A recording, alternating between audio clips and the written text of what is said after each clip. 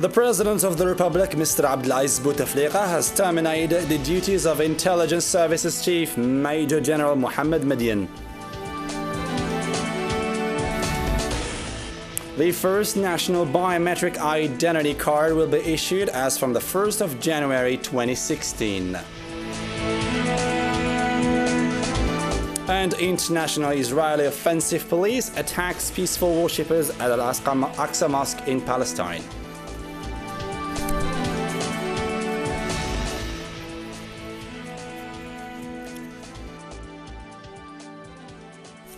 Those were today's top stories. Thank you for joining us live on Dzair News. As we mentioned in the headlines, the President of the Republic, Mr. Anglais, has terminated the duties of Intelligence Services Chief Major General Mohammed Madian and placed him on the retirement list.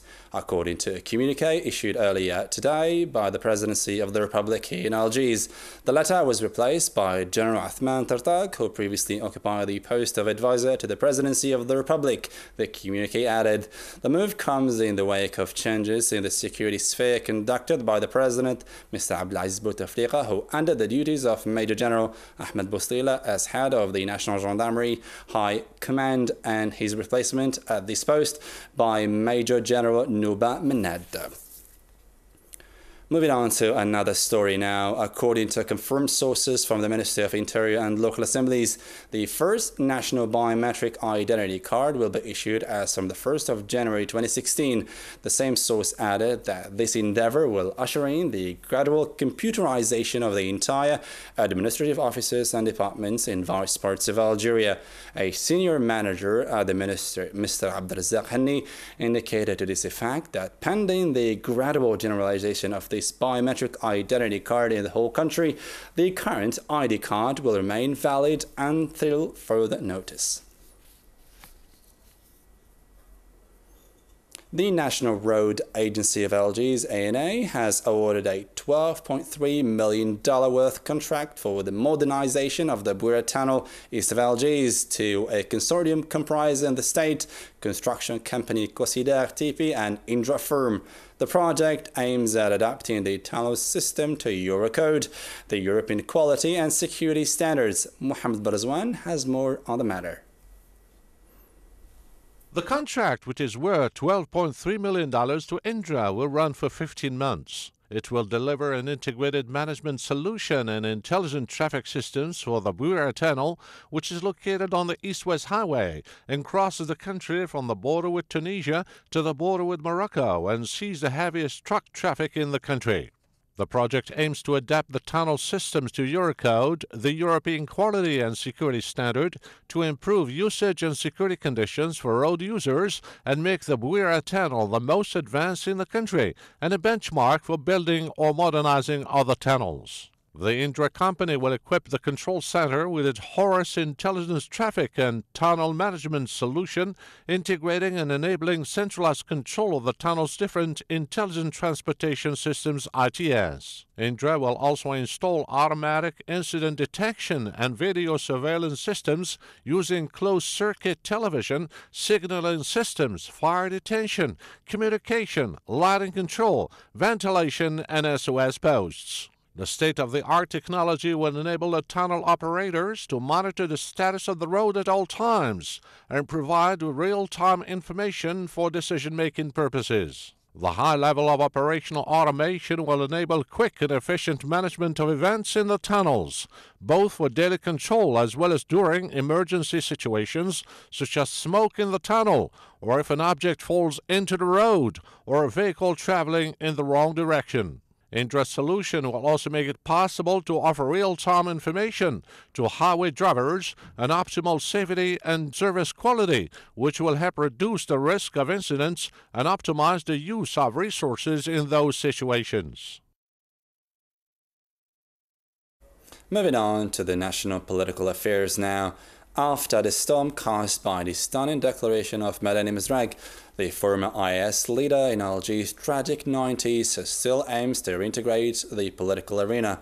But current interim R&D party leader says that Mizrag is just flexing his muscles for illusionary political spin-offs. Siham Saro tells us more on the matter.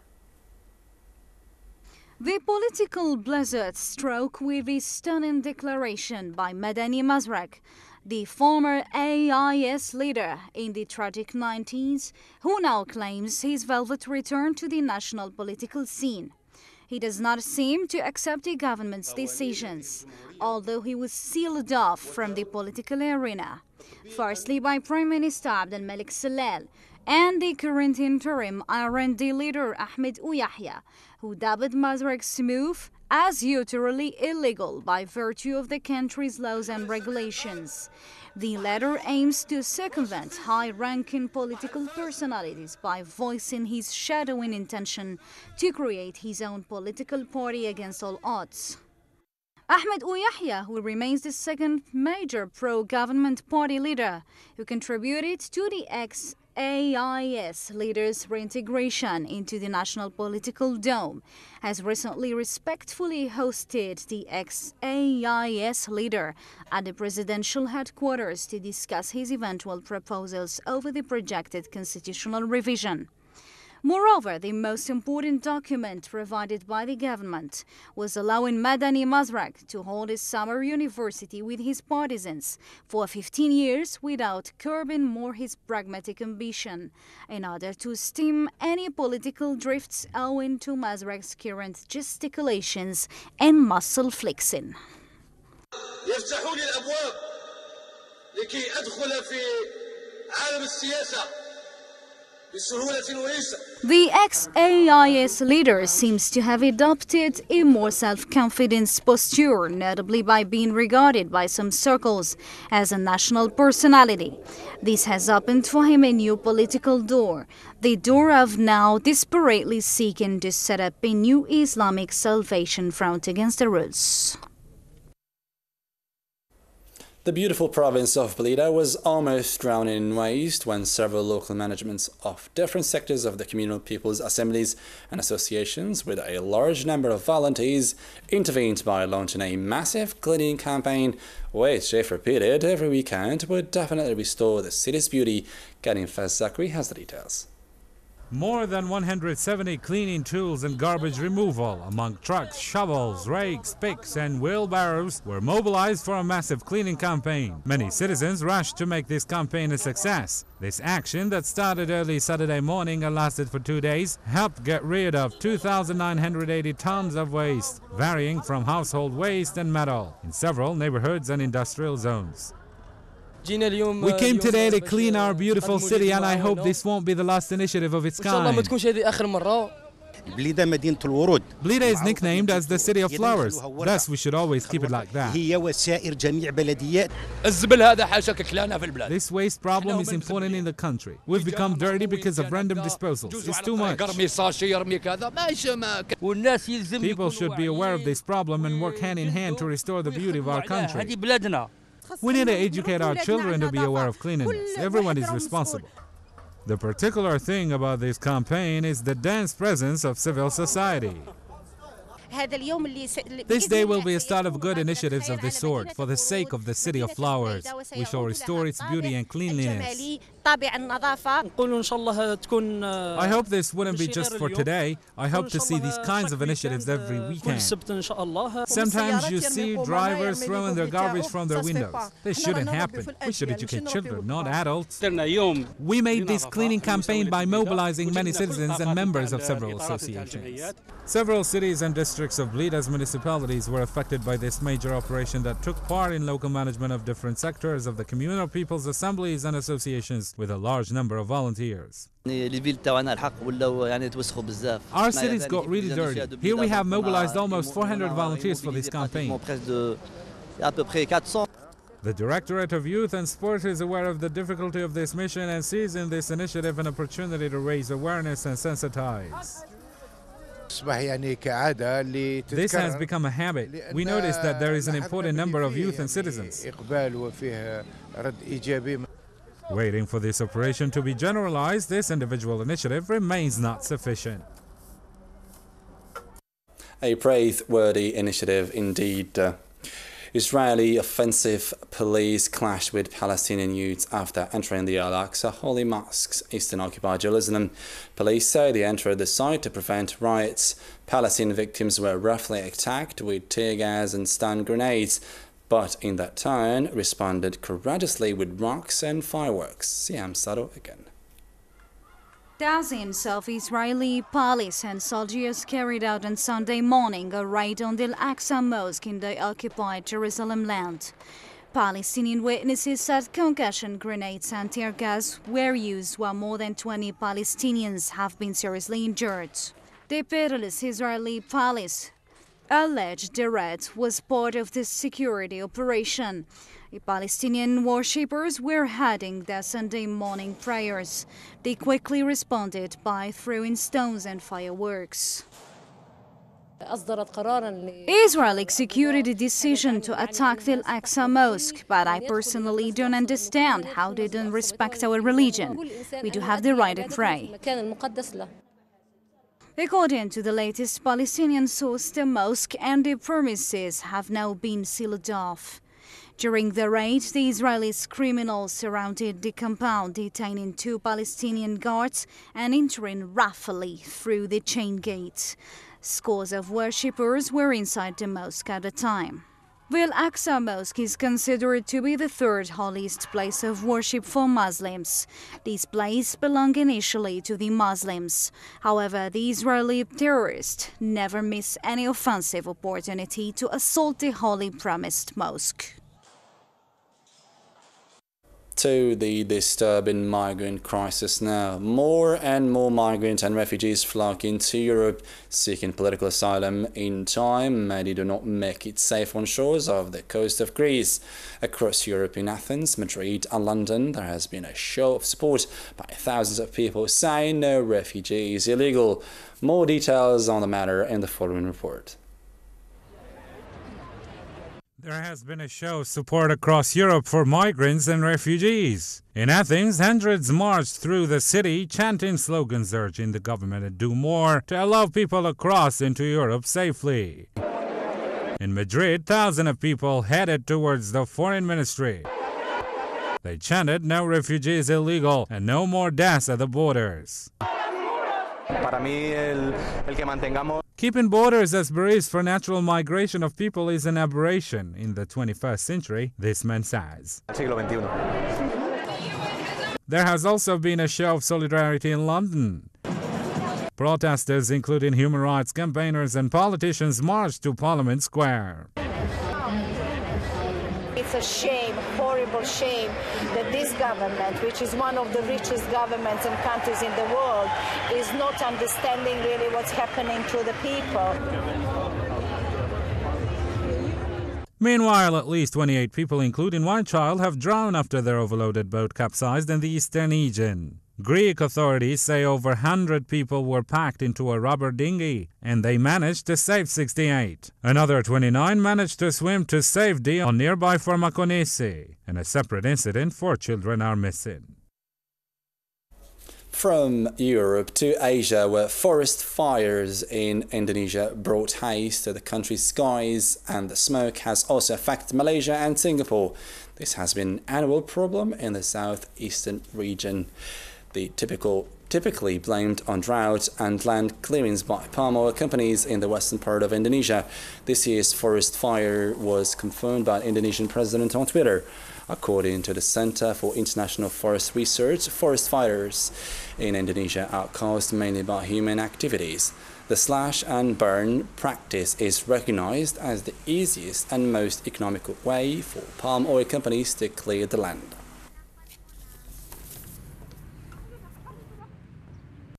Moving on to another story now. The New York Biannual Fashion Week is one of the world's most critically acclaimed and awaited for fashion events, where world-class designers showcase their glamorous collections and tall, slim models take over the runways. This upcoming Fashion Week, however, will be somewhat different, and diversity is the real winner, as 2 unusual models will feature in the shows: bionic model Rebecca Marine and 18-year-old model with Down syndrome Madeline Stewart. Lamia Shush has the details. Australian Down syndrome model Madeline Stewart is set to make her runway debut at New York Fashion Week. Miss Stewart, 18, from Brisbane, has been in rehearsals and fittings in preparation for the show for American label FTL Moda. She is not the first Downs model to walk in New York, but her mother celebrates her inclusion as a sign that the stiff, intimidating world of fashion is slowly opening up to more diverse women.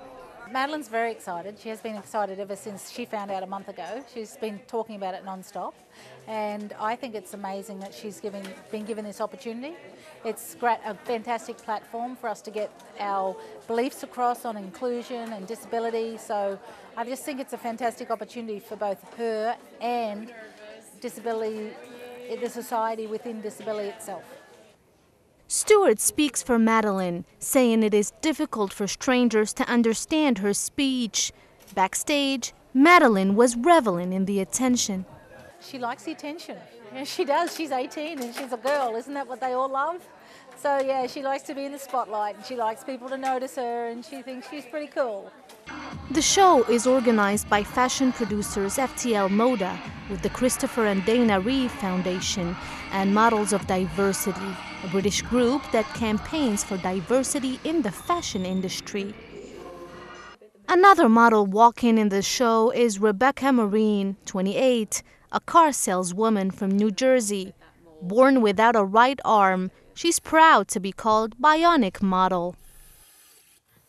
I actually, when I was about 22 years old, this is going back 5 or 6 years, I was interested in getting a prosthesis, a myoelectric, which is what this is. And one of my friends mentioned to me, oh, you should probably model it and be a spokesperson for it one day. And I was like, okay, that's not such a bad idea. So I ended up partnering with a local photographer and we did some photo shoots together. And I put them online and all of a sudden people are going crazy over it. So it's been definitely quite a journey since. Marine is a stunning brunette, the epitome of health with sun-kissed skin and incredible smile. But not the status quo, rake-thin, racehorse-limbed model favored by many in the high fashion world. Despite her disability, she dreamed of being a model as a child and went to auditions and photo shoots with her mother, but was always turned away. I think the fashion industry has come a long way. Since I was a kid, I think the fashion world is a little more open and into diverse models, but I still believe there's still that stigma where they want models to look a certain way. And I think a lot of brands are very hesitant to include models that aren't necessarily 5'9", skinny, blue-eyed, blonde, you know. So it's a challenge, but we are definitely making progress, and it's so awesome to be a part of that. The prestigious biannual fashion show, to be held at Vanderbilt Hall, will feature models from a wide range of diversities and backgrounds, sending a much-needed self-loving message to all the women out there. Okay, ready? Ready? Truly inspiring. And now move on to sports news, and we don't focus the fourth stage of the National Football First League One Mobilities Championship, which saw the newly promoted squad of CRB Tajnant carry the day versus ASM Moran by 1-0 and thereby clinch the second slot in the overall standings. This is CRB Tajnant's third victory since the onset of the League One Championship, and the team is now just 1 point behind the leading USM Al-Haraj squad, who are now on top of the table. The other event of the day was the praiseworthy 1-1 draw wrenched by CRB Bluesdad versus home team GS Kabylie, thanks to an equalizer scored in the last minute of the fixture by striker Ben Sharifa. The much-awaited clash between Mob Bijaya and CS Constantine, for its part, wrapped up in a goalless draw, while the squad of USM Bleeder outplayed the visiting team of MCLGs by 1-0 thanks to a precious goal scored by Bleeder forward Nubli in the 62nd minute of the match.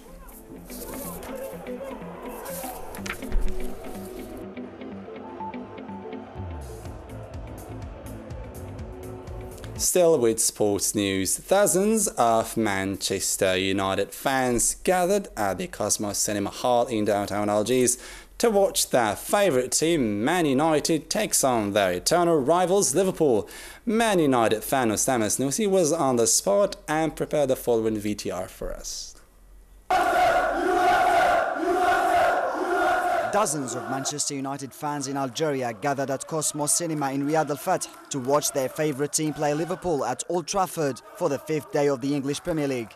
The Algerian Red Devils turned the Cosmos Hall into one of Old Trafford's stands as they rode for the team until the final whistle.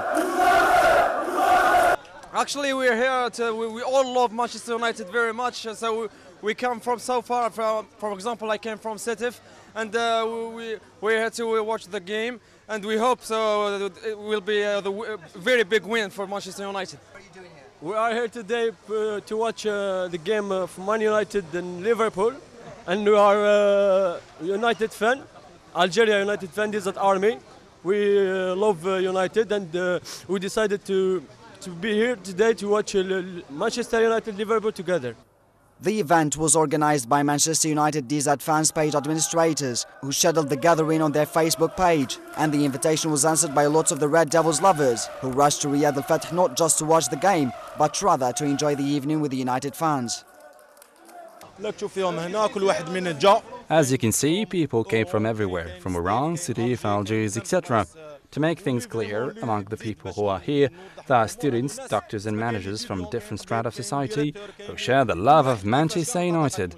We came here to meet as usual. We met 7 times before, and this is the 8th, and I hope this will not be the last. We love Manchester United.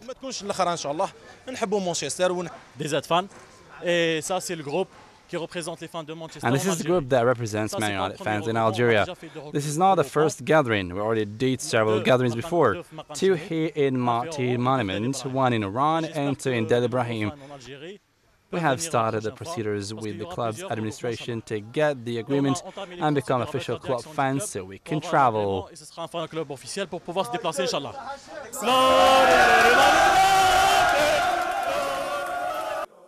After the end of the match, with their team winning 3-1, the supporters rushed out to celebrate for the tremendous win against the Reds, roaring "Glory, Glory Man United" in a very exciting scene.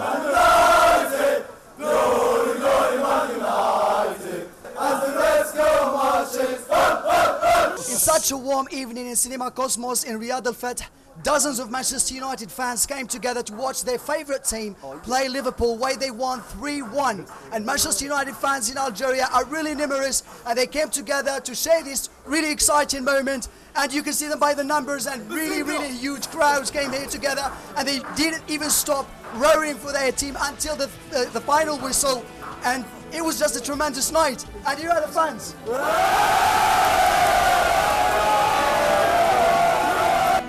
And with this, ladies and gentlemen, we come to the end of our news in English, brought to you live from Dzair News. Bye-bye.